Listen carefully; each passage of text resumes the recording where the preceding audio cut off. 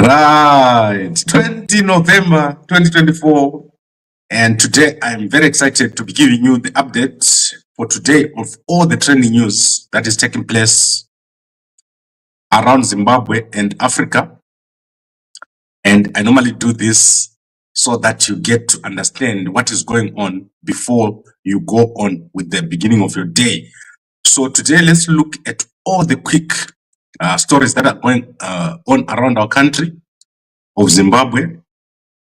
And I want to start with the story of Sean Mnangagwa. And you can see Sean Mnangagwa there with with Auxilia. Auxilia is always doing something crazy. But today it is Sean Mnangagwa that we're going to talk about. And you know that there is an ongoing case that I've been covering here for a very, very long time. And this story is to do with the gold mining that is taking place in Bulawayo. So there is a lot of gold in Bulawayo and the areas surrounding Bulawayo. People are getting extremely wealthy in that region because of gold. So if you look at areas around Bulawayo and as you drive towards Shangani, then you look at areas, generally any area around Bulawayo, there is gold. 40 kilometers from Bulawayo and around the radius of Bulawayo, there's a lot of gold. However, the mining is not taking place officially. So what happens is that when people see gold, they go to that place and they do what is called gold penning, and they collect a lot of gold. So the Mnangagwa family, through Sean Mnangagwa, they've been running a scam where they go to anyone who's found gold and they demand an amount. So they demand that they be given some amount out of that gold that that person has received or mined from the ground. They need a portion, and that has been done by bodyguards of Sean Mnangagwa. Some of them were arrested earlier this year after a lawyer in Bulawayo called Dumisani Dube went and made a report, and he had paid at that point, I'm sure that it was over $50,000 as part of the extortion scheme that was run by Sean Mnangagwa's bodyguards. And some of these guys were in the military. However, what has happened is that in the past week, Dumisani Dube and some of the people that work for him, he's got a gold claim. Some of the people that work for him have received death threats from the police. So specifically, there is the officer commanding Khumalo. So let's get this police station correct. So that is Khumalo and Queens Park. So these are the police, the senior police officers that have issued death threats to Dumisani Dube. And so that is Queens Park and Khumalo. They are working with Sean Mnangagwa and his bodyguards. And one person was killed. One of the people that worked for Dumisani Dube was killed. When Dumisani Dube then went to make a report to the police officer commanding Bulawayo, the people who are involved in the murder called him and said that they are going to harm him if he continues with the reports that he has made. So this happened on 18 November, and you can see that today we are on 20 November. That is 2 days ago. There was a threat on Dumisani Dube because obviously the two groups, the people that own the official gold claim and the people that work with Sean Mnangagwa that are coming and extorting money and also mining on other people's claims are making these demands for gold. A letter has been written to Mnangagwa to address this issue, and Mnangagwa has not addressed it. The people that are making some of these threats are working directly inside State House, and these threats are not just in Bulawayo. They stretch all the way to Harare. All the Chinese guys that are mining around Harare, that are mining gold, are currently facing a similar situation. So it's a crazy situation that is taking place in Zimbabwe. The Mnangagwa family continue with their crazy activities of extorting money and using senior police officers in Bulawayo, particularly those at Queens Park and Khumalo. The residents of Bulawayo have also written to Mnangagwa to deal with this issue, but Mnangagwa has not dealt with it. So this is the current situation. Sean Mnangagwa bodyguards are currently on bail. They were released and the case has never gone back to court. Some of them are going back to court January 2025. There's no seriousness in terms of addressing this issue, and don't expect this to be solved. You are going to have to pay. If you are in gold mining in Bulawayo, you must be prepared to pay this family. Otherwise, they will threaten to kill you and nothing is going to happen. There is no one coming to save you in Zimbabwe, except you just have to pay the bribe, or you have to pay the extortion amount that is being demanded by Sean Mnangagwa's bodyguards. And it's not only him. There are multiple members of this family that are involved in gold mining and gold scams.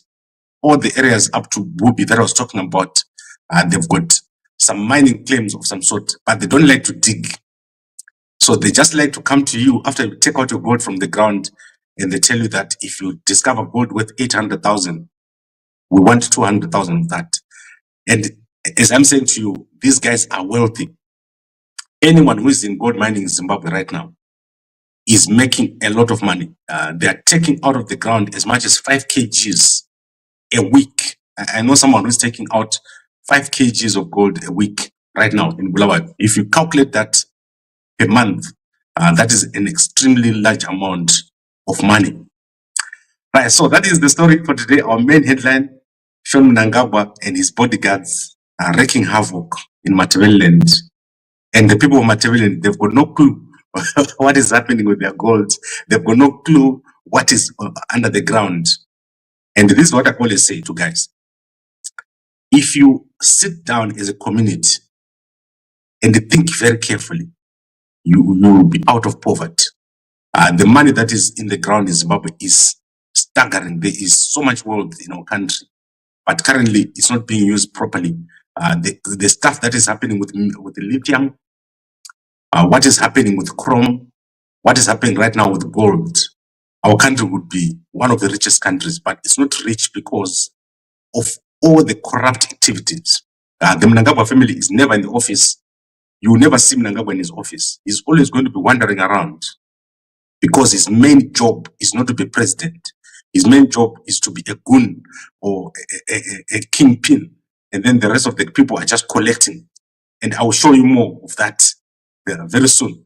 As we go right now, I'll show you how it's happening. Mnangagwa operates through people that are just not doing the official thing that they're supposed to be doing.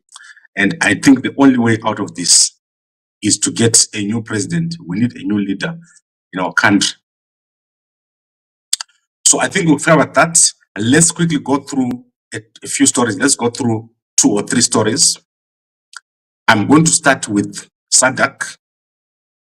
So what has happened is that the presidents of SADC, 10 of them, have boycotted the SADC Extraordinary Summit, which is taking place in Harare. So only 6 presidents have confirmed their attendance. And these are guys coming out of poor countries and a strange country. So Namibia, Malawi, Comoros, Eswatini, Seychelles, in South Africa. South Africa, in fact, is not coming. South Africa has sent the Vice President, Paul Mashatile, and Zanzibar. They've sent their leader over there. So a massive boycott of the SADC summit in Harare. The reason is Mozambique has been removed from the agenda. I've been telling you this since the summit began. Mozambique is not going to be discussed on the agenda. And this is because Mnangagwa has made all his efforts to remove Mozambique, because Mnangagwa is implicated in SADC, by SADC through the rigging that is done in Mozambique. Mnangagwa sent his people into Mozambique, and they caused Mozambique the problems that are currently happening over there, which is the stuffing of ballot boxes, the tampering with the voters' roll, where more people existed in the wards than the adults that are there, and also the counting itself. was not done properly. Zimbabwe has currently sent soldiers into the northern side or central and northern Mozambique who are protecting the government of Frelimo over there. And also, we are looking at between 30 and 300 people dead, including the close friend and lawyer of the president of Podemos and the winner of the actual elections, Venancio Mondlane. This man is the one that won the elections, very popular in Mozambique, and Daniel Chapo is an imposter, and he did not win the election. It's clear to me, and it's clear to a lot of other people, that there's no way that Daniel Chapo won that election. So the person that is going to come from Mozambique is the previous president of Mozambique, Filipe Nyusi.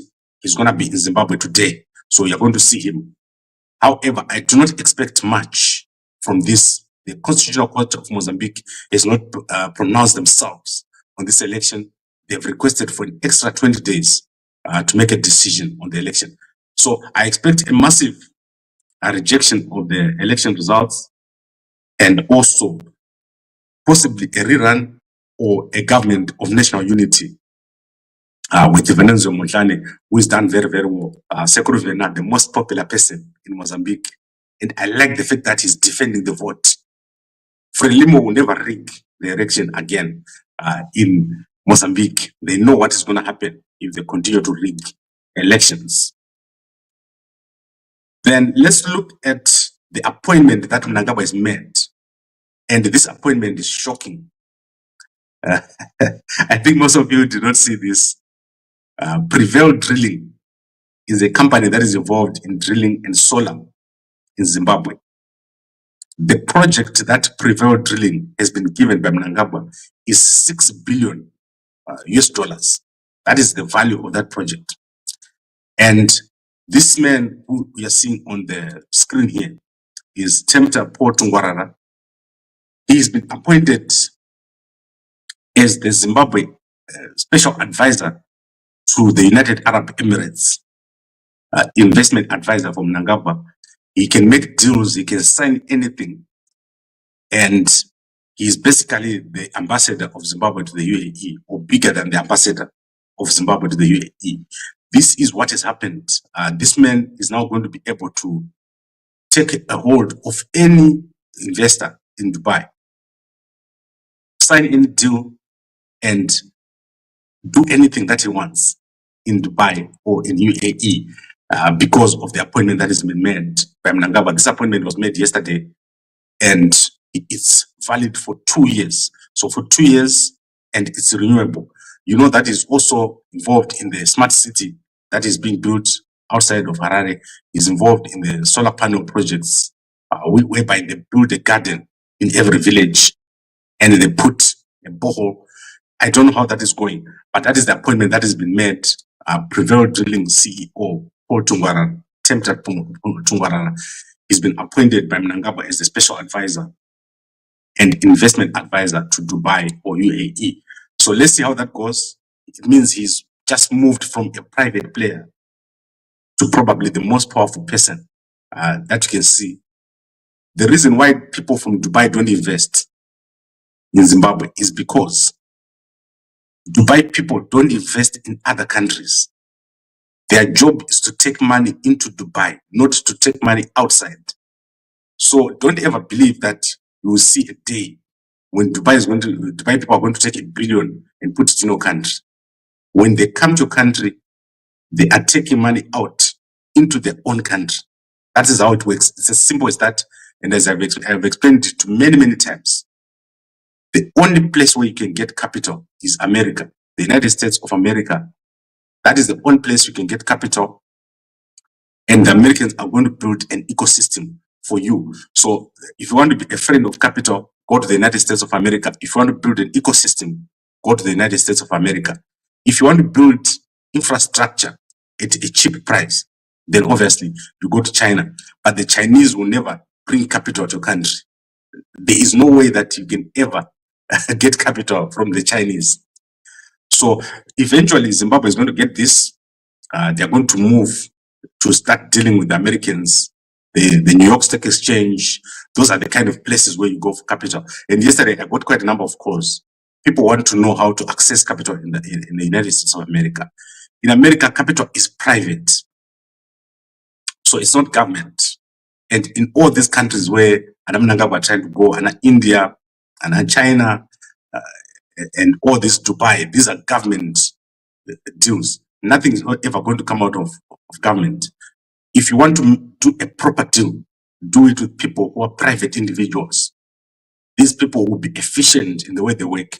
And I am sure that Mkoma Paul, he understands what I'm talking about here. And I'll probably give him a call to see, does he get it? That Dubai is the wrong place to go for capital. If you want to go for capital, go to America. That is where money is, not all these other strange places. Then let's look at cybersecurity. Interpol has brought together 30 countries in Zimbabwe. And yesterday they completed something called Operation Serengeti. So if you're interested in cybersecurity, I'm going to put for you this video. This was on ZBC last night. And Operation Serengeti is where they were teaching police how to use cyber tools. And many of the countries around us were represented. The police officers from these countries were represented. So as I said, I'm going to put this video on Gambakwe so that you can hear these guys talking. Cybersecurity is a big issue, and over 1,000 people were arrested during this operation by Interpol in Africa. And in Zimbabwe alone, I believe that they seized over 30 cars from cyber criminals. So cyber criminals include people who steal from bank accounts, people who move around money, people who do money laundering, and people who do scams, basically. That is what these guys are dealing with. But cybersecurity is bigger. And it's something that I'm very interested in. I deal with cybersecurity on an almost daily basis in my other life. So cybersecurity, very interesting. But the police in Zimbabwe, they are getting into it. And it's very interesting that Interpol chose to go to Zimbabwe for cybersecurity for this conference which took place in Zimbabwe and in Harare. Then let's go to South Africa. So in Johannesburg, they are changing the meters, the electricity meters, because the bulk of the meters in Johannesburg are fake. So most of the meters that you see in Johannesburg or at houses in Soweto and all these other places, they are not actually meters from the council or city power. They are owned by cartels. So the cartels, people then buy electricity from the cartels. So what they've done now in Johannesburg is that they are introducing a new metering system. And if you do not do that by the end of this week, it means you are going to have to pay 12,000 rands to get a new meter. And people are sleeping in queues in areas like Soweto, trying to get a new meter so that they are not part of the people with the tampered with meter. So this queue that you are seeing here, and this story is from the Soweto newspaper, you can go and check it out. People are literally sleeping in the queue, spending 14, 15 hours waiting for a new meter. However, you don't have to do that if you're in Johannesburg. What you need to do is you go and buy a new token and you reload your electricity. It will give you a new 20 code digit and you record your meter. So you don't have to go and stand in these queues if you're in Gauteng. So that is what you have to do if you're on city power. Just buy a meter, a token, recharge, and it will give you a 20 code token which you use to upgrade your meter to the new system. There's a new system right now. But because people are obviously not tech savvy in areas like Soweto, they are going over there and trying to do it at ESCOM. And ESCOM is totally swamped with hundreds and hundreds of people in these areas trying to get their meters upgraded, especially the older people. My kids are trained. Yes, it's crazy what happens in South Africa. Fake diesel, fake electricity, fake meters. One day at my house, I found a guy. So I've got a water meter. I found a guy busy getting water from my my tap, and I'm like, "What are you doing, man?" And You are so shocked to see me because it didn't expect me to be that place. So here we've got a water meter. So if your water runs out in the bathing and you didn't charge, it stops immediately. But it's very cheap. Water is, so let's say for a drum of water here, which is 200 liters, you probably spend probably 500 rand. Water is expensive but cheap at the same time if you use it properly. But if you waste, let's say you want to water your garden, that's unheard of here in Cape Town. You can't do that. Water is very expensive and it's metered. That's what they should do in Harare. They should meter the water and people will stop doing what they normally do to waste water. Let's end with sports. A young man here is very popular. He is a soccer player, and he belongs to Yada. So Tanaka Shandirwa, there are 3 soccer clubs currently fighting over him right now. Cape United want to take him for 2025, but Dynamos, where he's currently playing, they've written a letter to ask for confirmation from Yada. They rented him or loaned him from Yada, and they were shocked to see him standing with Cape United leadership. And Dynamos is asking for confirmation from Yada if the club has now sold Shandirwa here to Cape United. This man is very popular in terms of soccer, but he's one of the the most wayward soccer guys in Zimbabwe. He's got discipline issues, but when it comes to playing soccer, he is the most in-demand soccer player right now. So 3 clubs fighting over this young man, Tanaka Shandirwa, and you know who's going to win. I think at the end of the day, Scotland is probably going to end up getting this guy. That's what I believe is going to happen. And what we're seeing here is just games. I've got no doubt that Scott Sakwanya is going to buy as many players as possible together with his friend Wicknell. So that is my belief. I believe with what is happening here is just a game. But you see these boys playing for Scotland who are probably going to get promoted. Remember, there's that issue that the promotion has actually not been finalized. So let's look at what happens here. This is the most drama that I've seen over one player.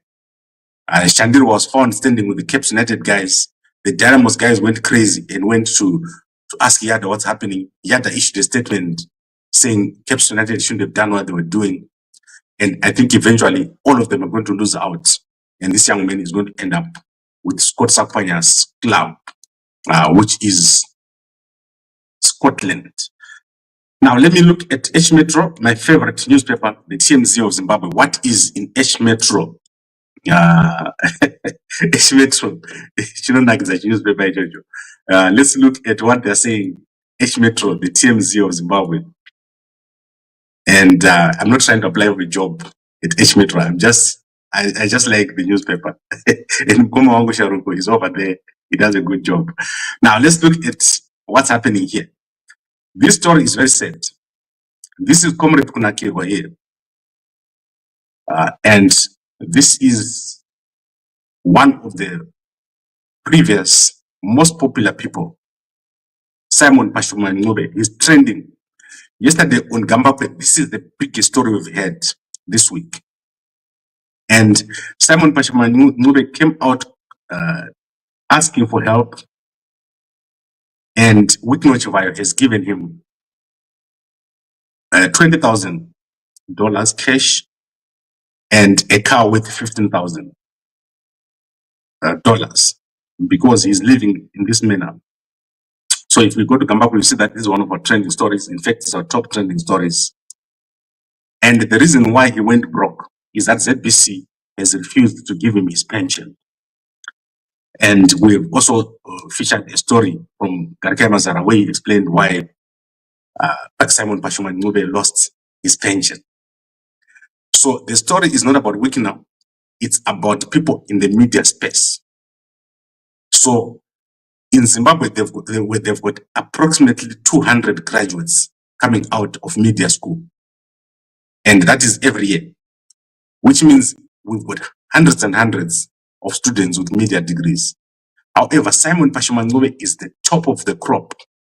He is one of the most well-known. If you mention that name, it's known. But he lives in a village. He sleeps on the floor and he is sick. So these are the issues that are arising. And what happens is that the people that work in big TV stations, they don't know where money is to be made. And they're very proud. So they think kuti varikuita mari just by coming out on TV. Sometimes I call these girls or boys who work at ZBC and I want to talk to them. And they think they're more important. They don't want to talk to me. So that's my number there. And I'm giving it to the guys in the media. Media is very profitable because if you're in media, you are in the face of people every day. So, enough the problem now, Simon Pashamangube, all these guys that you know, they are very popular, but they don't own the platforms. So what do I mean you don't own the platforms? Chimari chakapiwa Simon Pashamangube na Wikino. Chinoitwa ni munhu one Zimbabwe. Madam boss are one. Anita 20,000. Ne cash yake yasina kupiwa. So the problem is these guys don't know what to do. They are very good guys in media, but they end up destitute. You'll be ashamed to see what most of the guys in media are doing at the moment. They are living in destitution, hiding. If you see some of the soccer players in the past in Joburg here, you feel sorry. I was walking around some of them a few years ago. So what we need to do is to fix the media space, the entertainment space. And the first thing we need to do is to make sure that there is a community where entertainment people stay. And there is also a fund, how to fund these people. I've always told you about the challenges we're getting with funding. But even though we have those challenges, at Gamba, I employ at least 10 people right now who, from me sitting here every morning from our platforms and all the things that we're doing, they can at least eat in a house. And I wish I could pay them more. And in other countries, what we'll do, we'll then go to the government and get some form of funding, or we go to NGOs and get some form of funding. There is no person on this earth that I have not approached to get funding. And most of the times we don't get the funding and I have to move on with life. But at least we've got the platform to try. The problem with guys like Simon Pashamangube, they don't have the platform. They literally, if they are fired that day, they stop earning. You should not be like that in your life. Even you guys who are at work, don't be the guy that if your job fires you, you've got nothing to eat. You should have at least 3 streams of income. So that is your salary, your passive income, and your side gig. Those are the 3 things you need to have. And I want the guys in media to understand what we're going to do. 2025 is going to be very big.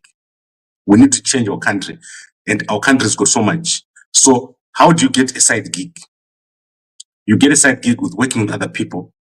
And obviously, when I talk about working with other people, is collaborating. Find out what is happening, what is needed, and provide that service. And then what is your passive income?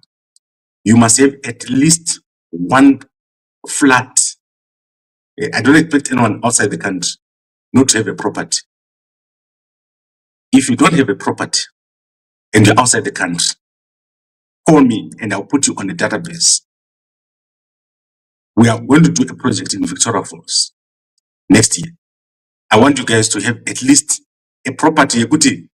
You can even put on Airbnb and you have at least some sort of passive income coming out. And that is for everyone that is outside the country. Don't just sit there and you don't have anything. And then obviously, in terms of a side gig, you need to do something that when you're at work, it does not conflict with what you do at work. So when you see me and I'm where I work, you will not know that it's me because I make sure that at the time when I'm at my work, I do not do the things that I'm doing here. So for example, let's say I'm in New York and I know that Zimbabweans want to eat pap and veg and maguru. If I can make a delivery business for sadza, maguru and veg, which start after I knock off at 6 for 3 hours, and I make myself every day $100. At the end of the month, I make 3,000. That is a side gig. But come on, ZBC, ana Chronicle, ana H Metro, ana Justin Mashasha. Ndiyakubvunza kuti munayo here kana side gig one. Kana kuti she in drive zvayo. Do you have it? They don't have it. So we are obviously going to address that. I am a big part of the media in Zimbabwe, and it's my responsibility to make this work. And I know many of the guys are going to support what we're doing and what we're planning to do. Guys, the time of just talking is over. We need to work on everything that we're doing. And talking of InDrive, someone was killed yesterday in Harare, an InDrive driver. So let me show you this picture. Let me see if I can find the picture. So if you're driving InDrive, you must be very careful. Don't go out at night and just carry people. So this is what happened yesterday. This guy with the Demio was found dead. He was stabbed in his car last night and was found dead in the morning. People saw him being stabbed, and the people who stabbed him ran away. So obviously, if you got passengers in your car and you have an argument, they're going to stab you and kill you, and no one is going to know what happened. So this guy died, was found on the floor. So I'm just talking about side gigs that make sense. Firstly, have a passive income, have a side gig, and have a job. But make sure that when you're fired from a job, you are able to do something else. Don't rely, not all your income should be income that comes from your job. And don't carry so much debt. Like at one point, I think my debt was, when I started my company, my debt was 4 times my salary. So when I got paid, my salary would be 4 times less than what went into my bank. And all the stuff that I was doing was confusion. So firstly, buying the wrong car, changing cars, buying 10 properties, that's not investments. Your biggest investment is have a lot of cash. And if you can't do house, have shares. So you can have shares. But the Zimbabwe Stock Exchange has died. So right now, as we speak, there are only 2 shares on the Zimbabwe Stock Exchange, which is Delta and Econet. So most of the investments are happening at Victoria Falls Stock Exchange. I will not touch the Zimbabwe Stock Exchange myself. What I would do is I would try to invest on the New York Stock Exchange. And if you want to know how to do it, I can always show you how to invest on the New York Stock Exchange. Very easy stuff. You can do it from Zimbabwe. You can do it from South Africa. And this is advice I'm giving you because where we are going, as a country, we've got no one else to look at. We're going to have to work together. People will have to come home. And high-speed rail, planned cities, 3 hours, Bulawayo to Victoria Falls, and 2 houses for a soldier. That is what we're going to be doing in 2025. Right, I think I've covered everything here. The only newspaper I have not looked at is the Chronicle newspaper. Let's see what is in the Chronicle newspaper. And as I said, today the SADC. I'm going to be giving you an update on SADC. So in the Chronicle newspaper, the headline is SADC leaders arrive. And as I've said, only 6 leaders have arrived. Most of the leaders have not come. They're not going to come. Let's see what President Hakainde Hichilema does. That would be shocking if President Hakainde Hichilema is going to come. President Duma Boko, if he comes, I don't know, but they'll eventually get him over there in Zimbabwe. They'll eventually get him. So the biggest story in the Chronicle newspaper is NUST. NUST have signed an MOU with the Czech Republic, and I think you guys have seen the story. And this is to do with Business Minister Bukosi Ncube exchange MOU with the Czech Republic and Radek Stepanek in Bulawayo yesterday. And this is, I don't know what this project is, about the collaboration and belief in potential of NUST's Technovation Center. I don't know, you can go and read this thing. I don't know what it is about. What I know is that it is a long story. If you cannot even see this thing, it's called carbon emissions and advancing fuel efficiency. So I don't know whether it is a device, whatever they're selling over there. So let me tell you about NUST. I was working at the bank, at Trust Bank, and we wanted to set up an ATM at NUST. That was one of our biggest projects. And we failed to do it because there was no connection, internet connection at NUST at that time. And I hope that someone has set up an ATM at NUST. It was quite difficult to get a bank there. And this Technovation, I was there, I went there to look at the guys, to talk about them. All they do is attachment. They talk about attachment, they don't have a plan, a bigger picture. So as I'm saying, I'm challenging the guys at NUST to do better. So the guys at NUST must do better. They cannot continue to do what they're doing right now. NUST is not achieving, it's underperforming, and the Vice Chancellor of NUST need to do better to make the university a success. And when I go over there, I'm going to see him, Professor Mnangagwa Enoch Esho. I'm going to come and see you when I come to NUST next time, so that we can have a look at what NUST is all about, what we can do with the vision. Because it's also our former students of NUST, and you can see we are in the game, but NUST as an institution is not in the game. But I think I've covered everything. Let's recap. And I want to start with the Sean Mnangagwa story. The bodyguards of Sean Mnangagwa have been implicated once again in the murder of a gold penner.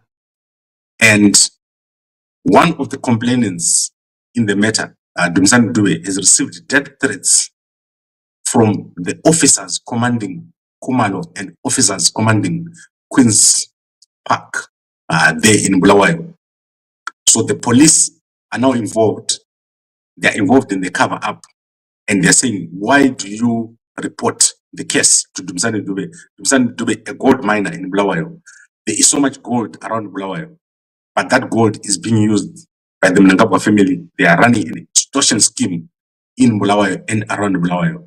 And Sean Mnangagwa's bodyguards currently out on bail right now after being arrested for a similar thing earlier this year. Now let's look at the comments quickly. Mkoma, sorry, Heather says, go and watch Shepherd Yuda. He has a lot to say about Gamakwe. Gamakwe, you went to the US, Wakadzoka, Nichi. Shepherd Yuda, I'm going to watch what he said about me. I don't know what Shepherd Yuda is saying, so I can't say anything until I watch it. I've got Shepherd Yuda's phone here. Let's see. No, I'm phoning not Shepherd, because you could easily ask me, what did you say? What did you come back with? I'm going to be in and out of the United States. What we're doing is not short term, it's a long-term project. If you want to be a friend of capital, go to the United States. And that is what we're doing. Planned cities, high-speed rail, 3 hours, Harare to Torafo. That we're going to deal with. It's not an individual matter. And in the difference between me and other people is I do things. So I actually am on the ground. And I'm going to be in the UK. You're going to see me, most of you guys, very, very soon. Stop calling Booby Booby. I'm sorry, Mkoma. Booby. Yeah, I'm sorry about that. Gambakwe, you are a man of hope. Thank you very much, Pascal.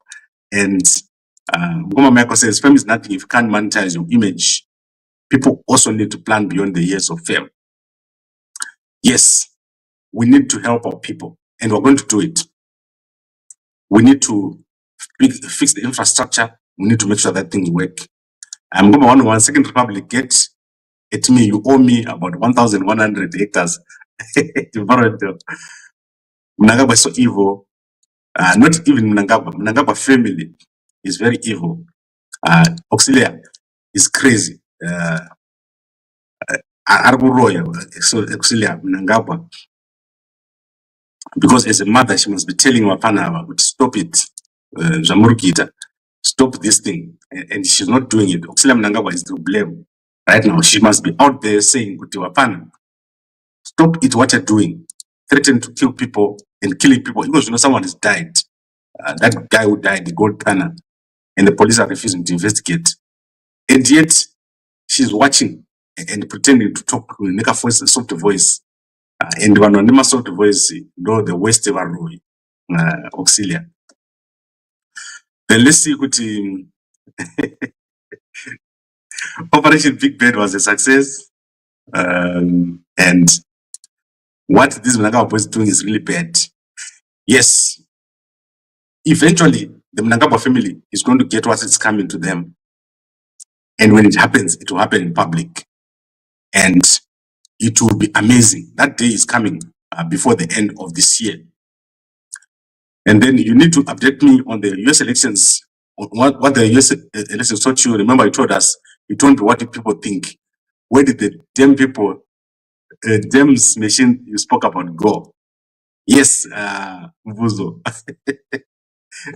I was in the train with the Democrats. They were everywhere campaigning. But remember what I told you. Something must change the direction, because people can't vote Democrat if they are Republican if they are Democrat. So what normally happens, people quit for the voting. But in this particular case, the black men voted for the Republican, a protest vote, but it doesn't mean they are Republicans.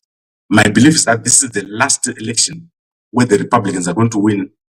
After that, it's going to be one-party state, which is the Democrats. So the Democrats will need to find a very strong presidential candidate. And after that, there will be no one in the Republican Party that can win an election. And then we asked about Palm Golding's house prices and other estate agents selling houses at high prices. What is your take on this? We cannot worry about that.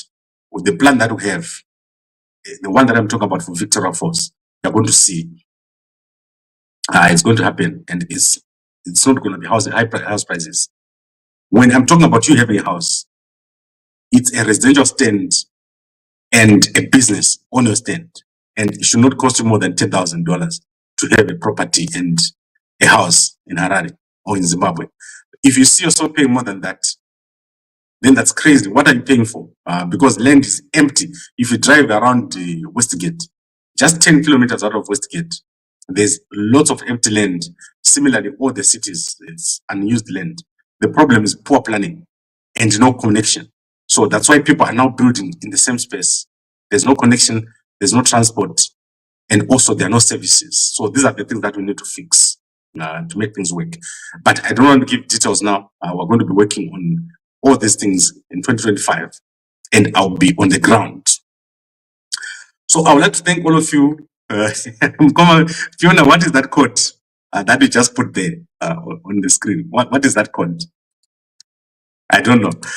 But anyway, my sponsors, before I forget, those are my sponsors. Move.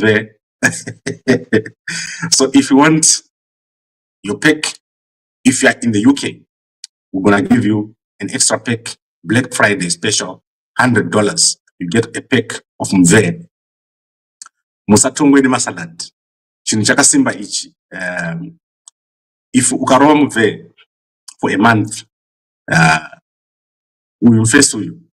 I think there is nothing on you. 1 liter engine turns into a 3 liter engine. One kickstart. No need to crank it. Pana need you kunetskwa. Kutongwa ni masalad. Pane tumwetu wanati no pizza. They don't know now. But this is size not one. But ukaroa mve. Ask the guys that have bought from me. There is no guy who has ordered mve. And I'm talking about almost 100 guys who has never came back for a second pack. It's not possible. If you see yourself waram ve and your things are not okay, you cannot be helped. Right. I would like to thank all of you for watching. I'll see you again tonight. I will try to come every night now, and we will try to pick up the speed. So today we're going to summarize SADC. Thank you very much for watching.